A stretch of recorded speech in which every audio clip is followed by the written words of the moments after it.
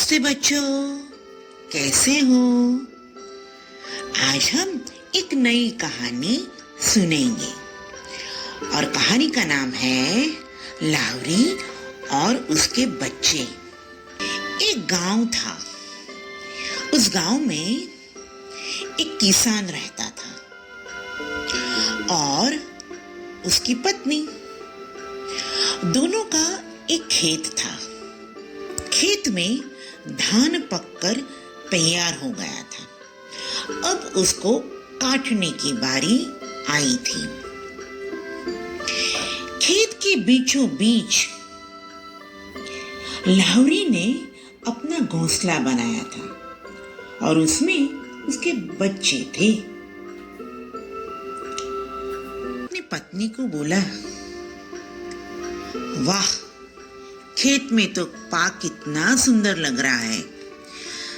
अब हम कल यहाँ पर आएंगे और अपने परिजन को लेकर पूरा खेत काटेंगे। पूरे खेत में से अनाज ले लेंगे और वो लोग वहां से चले गए। ये बातें लावरी के बच्चे ने सुन ली। लावरी अपने घोंसले में वापिस आती है और बच्चे बोलते हैं, माँ माँ माँ, सुनो, आज तो किसान अपनी पत्नी से बोल रहा था कि वो कल अपने परिजनों को लेकर आएगा और पूरा खेत काटेगा और अनाज ले लेगा। लावरी बोली, तुम फिक्र मत करो, कल की कल देखेंगे। दूसरा दिन होता है। तीसरा दिन हुआ और किसान तो खेत में पहुंचा और उसकी पत्नी ने देखा, अरे, आज तो आस पड़ोस के लोग भी नहीं आए। सबको बोला था कि मदद के लिए आना, मगर कोई भी नहीं आया।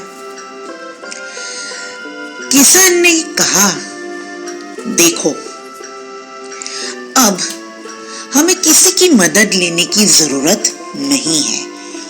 अब हम अपने आप ही, हम दोनों मिलकर पूरे खेत में जो भी धान हुआ है उसे काटकर ले लेंगे। लावरी के बच्चों ने बातें सुनी। लावरी अपने घोंसले में वापिस आई। बच्चों ने बोला, माँ, आज तो किसान और उनकी पत्नी बातें कर रहे थे कि कल तो वो अपने आस पड़ोस के लोगों को लेकर आएंगे और पूरा खेत अनाज से जो भरा है वो काट कर ले जाएंगे।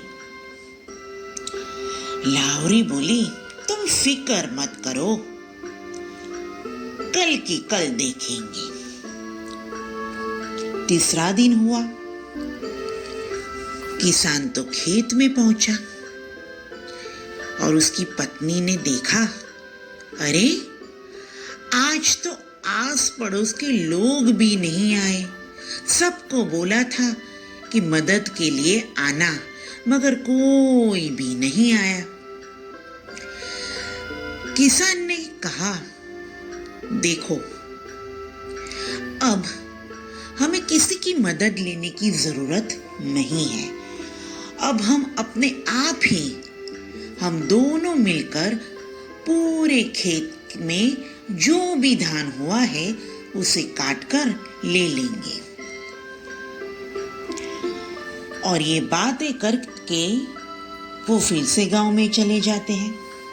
अब बच्चों ने ये बातें सुनी। लावरी अपने घोंसले में वापिस आती है। बच्चों ने बोला, माँ माँ माँ, आज तो किसान और उनकी पत्नी बातें कर रहे थे कि कल तो वो दोनों मिलकर पूरे खेत में से अनाज काट कर ले जाएंगे। लावरी बोली, अब हमें यहाँ से चलना चाहिए। बच्चों ने बोला, क्यों?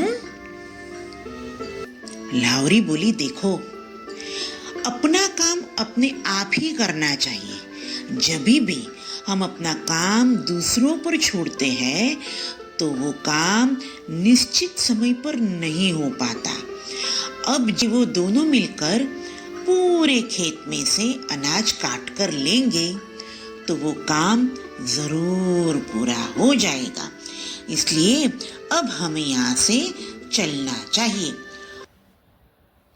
और लावरी ने अपने दोनों बच्चों को अपनी पीठ पर बिठाया और वहां से चली गई। देखा, हम दोनों ने मेहनत करके पूरा खेत जोत दिया। इसलिए तो कहते हैं, पार की आस सदा निराश।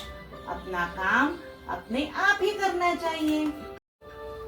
बच्चों, कहानी पसंद आए तो चैनल को लाइक कीजिएगा, शेयर कीजिएगा और सब्सक्राइब कीजिएगा। Bye bye.